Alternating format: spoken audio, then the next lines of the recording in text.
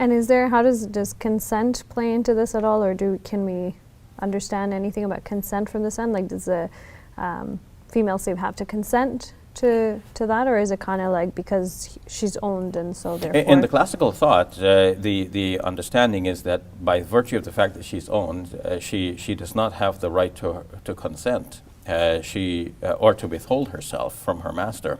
The master has the full right over her, and her consent does not play anything in this relationship.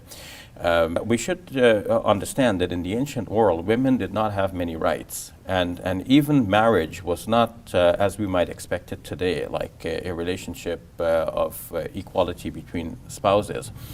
So in the Quran itself, a woman is, her husband is referred to as her Baal, which literally means her Lord. The interpreters thought of female slaves as having a secondary status, even below this, and that their consent did not matter in this relationship. They were fully owned, and the master had the right to all of the woman. In essence, generally in classical Islamic thought, it is taken for granted that a Muslim man can have up to 4 wives at once. And in addition to the 4 wives, he can have an unlimited number of concubines, which refer to women who are basically have slave status.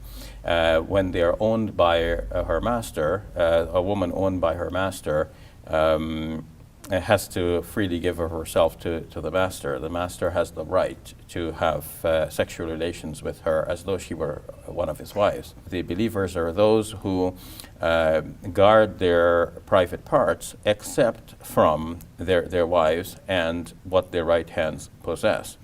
But curiously enough, while this is often interpreted to mean that a man could have sexual relations with his female slaves, it is never interpreted to mean that a woman could have sexual relations with her male slaves.